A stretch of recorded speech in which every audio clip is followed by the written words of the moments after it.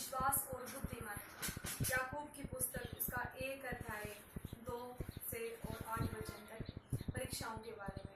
आज हम सब जानते हैं कि सबकी लाइफ में परेशानी आती है, सबके जीवन में परेशानी आती है, और ज़्यादा से ज़्यादा जब हम मसीह में आते हैं तो हमारे जीवन में कठिनाइयाँ आती हैं। तो हम ये भूल जाते हैं कि भाई परमेश्वर हमें दृढ़ करता है, हमारा विश्वास मजबूत करता है। और काफ़ी लोग शिकायत करते हैं कि परमेश्वर ने हमें परेशानियाँ दे दी हैं, लेकिन मैं आप सबको बताना चाहती हूँ वचन के द्वारा कि परमेश्वर हमें परीक्षा नहीं देता है। हम ऐसे काम करते हैं, हमारे कुछ कार्य ऐसे होते हैं कि जिसके कारण हम खुद परीक्षाओं में पड़ते हैं। और आज हम वचन पढ़ेंगे याकूब की पुस्तक उसका 1 अध्याय उसका 2 वचन। हे मेरे भाइयों, जब तुम नाना प्रकार की परीक्षाओं में पड़ो तो इसको पूरे आनंद की बात समझो, यह जानकर कि तुम्हारे विश्वास के परखे जाने से धीरज उत्पन्न होता है। पर धीरज को अपना पूरा काम करने दो कि तुम पूरे और सिद्ध हो जाओ और तुम में किसी बात की घटी ना रहे। हालेलुया। परमेश्वर इस वचन के द्वारा आप सबको ब्लेस करे।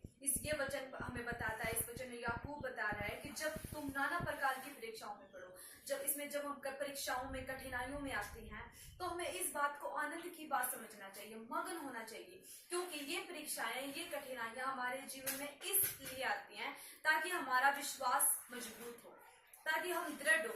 हमारा जो विश्वास है वो कमजोर पड़ जाता है, क्योंकि हमें किसी चीज की कमी नहीं रहेगी, हम हमेशा खुश रहेंगे, या फिर हमें हर चीज हमारे पास होगी, तो शायद हम परमेश्वर को याद नहीं करेंगे, हम परमेश्वर को भूल जाएंगे। और परीक्षाएं इसीलिए आती है ताकि हमारा विश्वास मजबूत हो।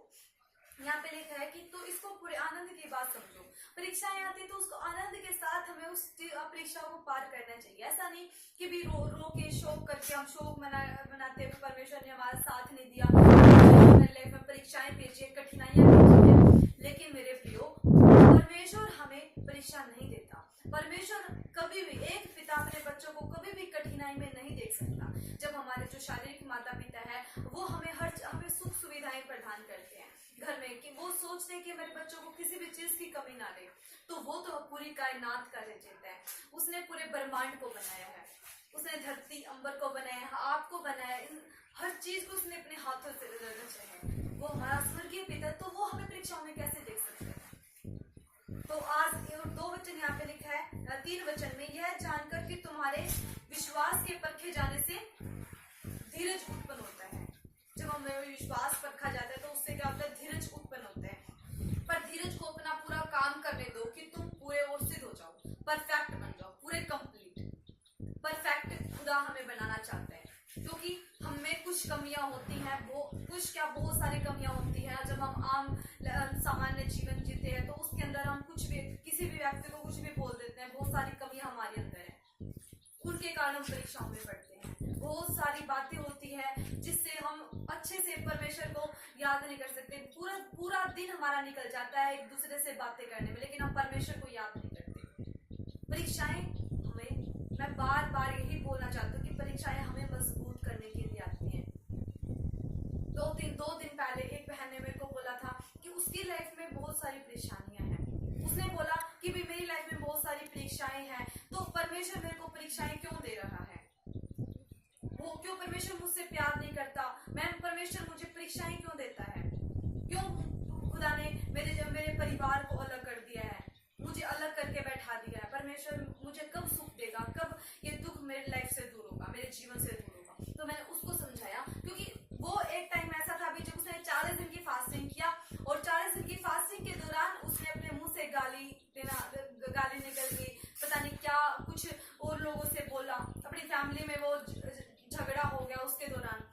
तो ये सब चीजें मायने रखती है। जब हम किसी भी प्रकार के हमारी लाइफ में मुसीबत क्यों ना आए, झगड़ा हो जाए, किसी से कोई अनबन हो जाए, तो उसके दौरान हमें अपने जीवन को देखना चाहिए। पहले ये देखो कि हम परमेश्वर के बेटा बेटी है, हमें ये अपने मुंह से ऐसा बोलना अच्छा नहीं लगेगा, ये मतलब बिल्कुल गलत है, बिल्कुल गलत। हमारे जीवन में बहुत सारी कमियां हैं, और मैं आप सबको बताना चाहती हूँ कि इन सब चीजों से आप बाहर निकलो, इन सब चीजों से हमें बाहर निकलना जरूरी है। परीक्षाएं अगर आ रही हैं तो उनको दृढ़ता से स्थिर बने रहो। परीक्षा आने दो, आ रही है तो जैसे हम चल रहे हैं वैसे चलते जाओ। हर वक्त परमेश्वर का ध्यान रखो। परमेश्वर के ध्यान में रहो। परमेश्वर मुझसे कोई गलती हुई है, सुबह से शाम तक जो भी हमें गलती हुई है हमें माफ कर। शाम को फिर अंगीकार करना, हर रोज सुबह पूरा दिन निकलने के बाद शाम को जब हम सोते हैं फिर अंगीकार करना। जब हमारा ये रूटीन चलेगा, प्रार्थना उपवास लगातार हम करते रहेंगे, अपने मुंह याकूब 3 का में लिखा है कि भाई हमें जीभ की चौकसी करनी है, जीभ को वश में करना है। जब हमारी जीभ वश में नहीं है, हमारे मुंह से कुछ भी निकल जाता है तो ये गलत है। जीभ एक आग है मेरे प्रियो, उसको वश में रखना जरूरी है।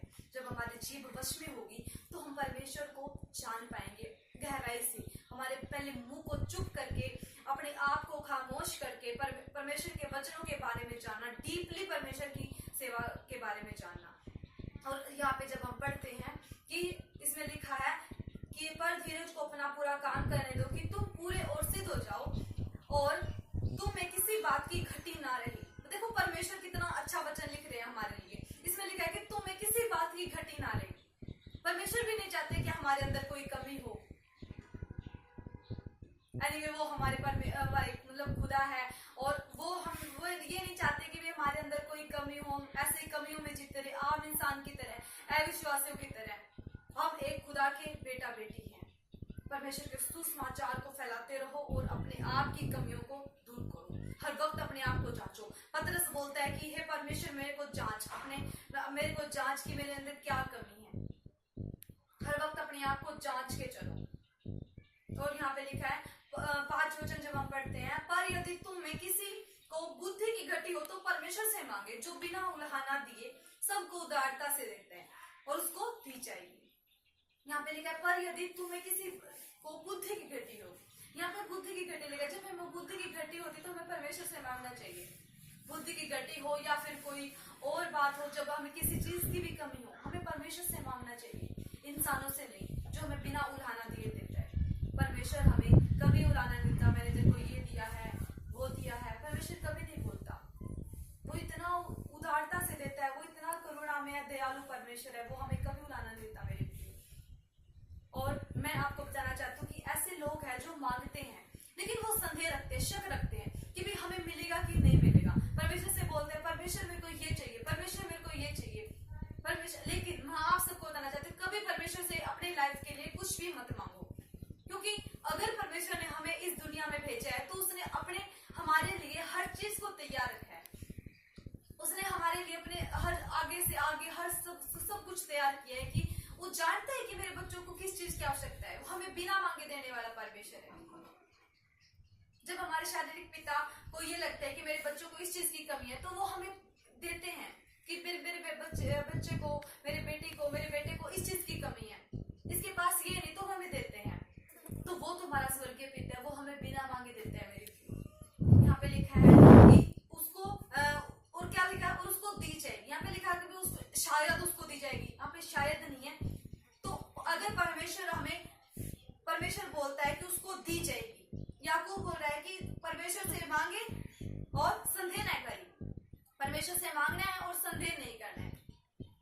यहाँ पर जब मत्ती 7:7 पढ़ते हैं तो उसमें लिखा है कि जो मांगो तो तुम्हें मिलेगा। उसमें ये नहीं लिखा कि मांगोगे तो शायद तुम्हें मिलेगा, ढूंढोगे तो शायद तुम पाओगे। वहां पे शायद नहीं है। शायद जो शब्द है वहां पे शंका का शब्द है, संदेह आता है कि यहाँ पे लगता है कि यहाँ पे इंसान को कुछ संदेह है, शक है।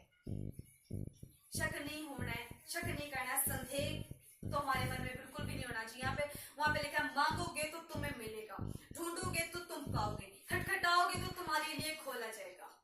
तो अगर परमेश्वर अपने वचन, अपने कलाम के द्वारा ऐसा बोलता है तो हम क्यों संदेह करें, हम क्यों शक पैदा करें अपने अंदर कि शायद परमेश्वर हमें देगा कि नहीं देगा, शायद परमेश्वर हमें पता नहीं क्या देगा कि नहीं देगा, समझ में नहीं आ रहा परमेश्वर। ये मतलब इस चीजों से बाहर निकलो। कंफ्यूजन, ये जो हमारे माइंड में कंफ्यूजन चलती है, पजल रहते हैं कुछ लोग बिना बात, उनके मन में कोई बात नहीं होती, खास बात कोई नहीं होती, वो बिल्कुल कंफ्यूज रहते हैं।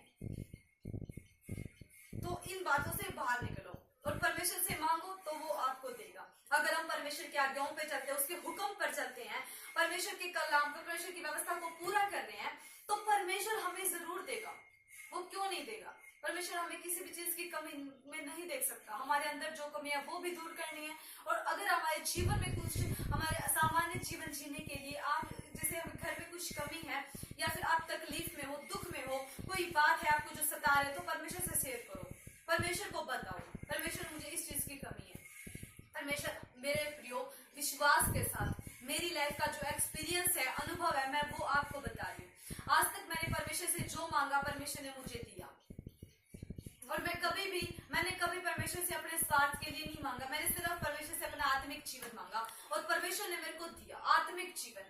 तो मैं आपको ये कहना चाहता हूँ कि आत्मिक जीवन परमेश्वर से मांगो। ऐसा नहीं परमेश्वर मेरे को ये चाहिए वो चाहिए, आत्मिक जीवन परमेश्वर से मांगो।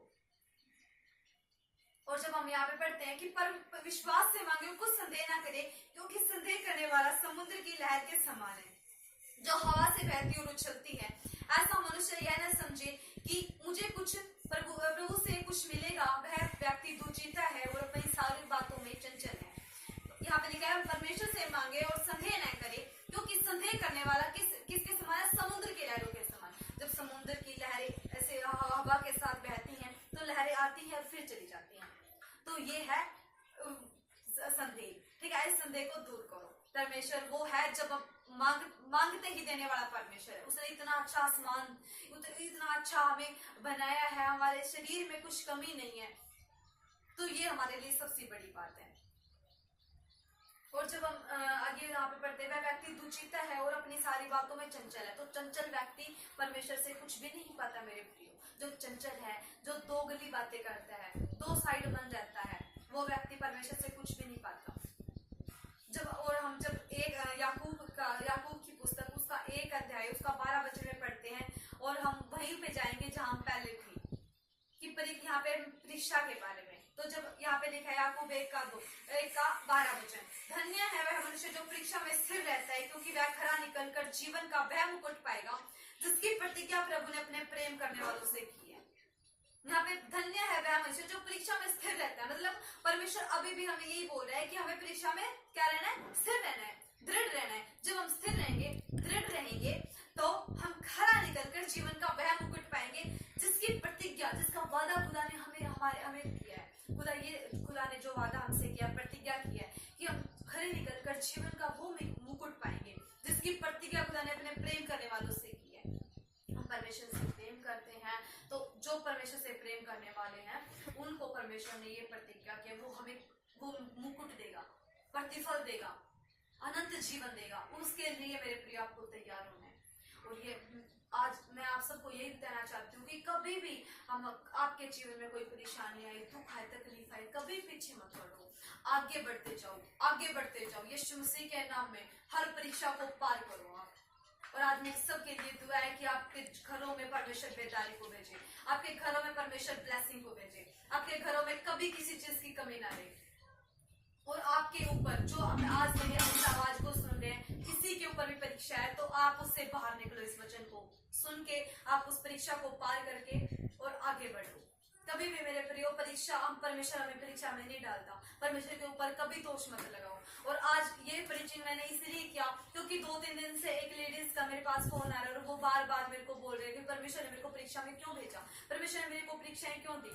मेरे प्रियो ऐसा नहीं है कि परमेश्वर हमें परीक्षा देता है। हमारे अंदर कुछ ऐसी कमियां हैं जिसके बाद हम खुद परीक्षाओं में पढ़ते हैं। परमेश्वर हमें कभी दुख तकलीफ में नहीं देख सकता। हमारे जब हम शारीरिक पिता हमें दुख तकलीफ में नहीं देख सकते, तो वो तो हमारा स्वर्गीय पिता जिसने अपने हाथों से हमें बनाया है। गर्भ में आने से पहले उसने हमारा अभिषेक किया है, तो वो हमें कैसे दुख तकलीफ में देखेगा। मेरे प्रियो, अगर आपके ऊपर परीक्षाएं हैं तो उनसे बाहर निकलो और दृढ़ता से। यहाँ पे लिखा है आनंद के साथ, वचन में अभी पढ़ा है आप मैंने कि आनंद